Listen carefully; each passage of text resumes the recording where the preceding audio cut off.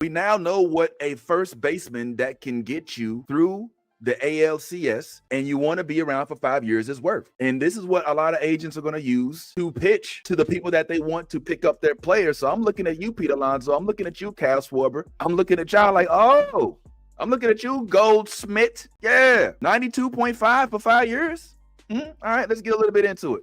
So the article speaks a little bit further about how the Mariners re-signed him to a 5-year contract on the free agent market. It announced Monday that they're going to give this deal to him worth $92.5 million and includes a no trade clause, according to Fansided. This marks the first major free agent signing of the offseason. Now, Naylor ain't but 28 years old. He's coming off a 2025 season in which he slashed. He had a 295 batting average.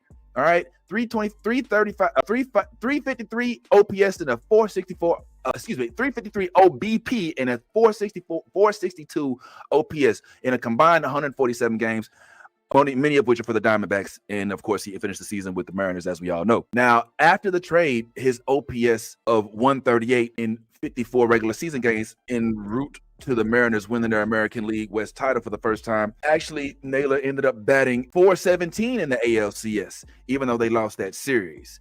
Now, I think you could see, once again, as I stated yesterday, one of the biggest things about Josh Naylor isn't just his stats, isn't just his baseball IQ, but it is his energy. It's everything he brings to the table. It's his savvy. It's his excitement. It's what makes folks look at the Mariners and say, I want to come and watch a game. All right. He is a perfect complement to Julio Rodriguez out there with his no-fly zone, who usually literally treats the no-fly zone like his own personal stage. He's out there talking to him, turns around, hey, no-fly zone. Now they have somebody else with added intensity that's not all playful, because Julio is all playful. He's all, oh, cutesy wootsy. Oh, I got gold eyes. I'm going to trounce around and I'm going to hold up the trident. Now they got somebody who like, man, if you don't rock that baby and get that little trident up out my face and give Dan Wilson a helmet so I can headbutt his ass after the, you know what I'm saying? Like, that's who y'all dealing with right now. So I'm geeked up to see what happens. But what this does make me question is, what direction are you now going in, Seattle?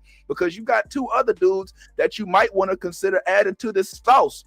The same flavor that got you up to the ALCS, you don't think that's going to be the same flavor you need? Nah, I know the teams can't always look identical, but y'all got a good squad, right? So what's the holdup on Eugenio? What's the holdup on Jorge Polanco?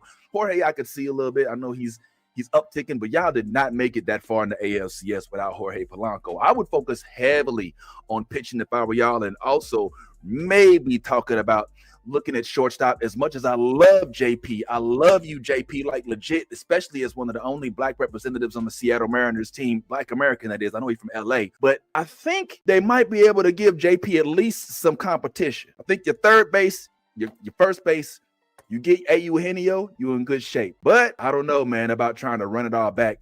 Those two corners are big bats. And so I think you might want to consider heavily not necessarily losing that core. And maybe, just maybe, running it back with the overwhelming majority of the folks you had on that roster for the ALCS. Now, that being said, good luck to you and have a good time out there in Seattle, Mr. Josh Naylor. And all the Seattle folks, y'all had a whirlwind of a year. I can only hope that y'all get to run it back. All right, and let's go ahead and keep this moving. I want to go ahead and start wrapping up with this right here. My last item for the day. As of recent, you all may have been informed that the Hall of Fame nominees, or should I say the candidates, have been announced for the upcoming season, the 2026 season. And on that list, you'll see a lot of folks that you may recognize, some that you may admire, some that you like, some more than others.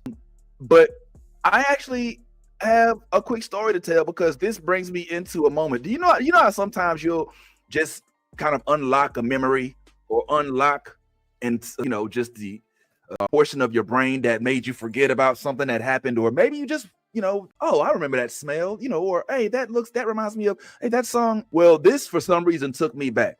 So when I look at the list of those that are on the Hall of Fame ballot for 2026, there's a few names that stand out. All right.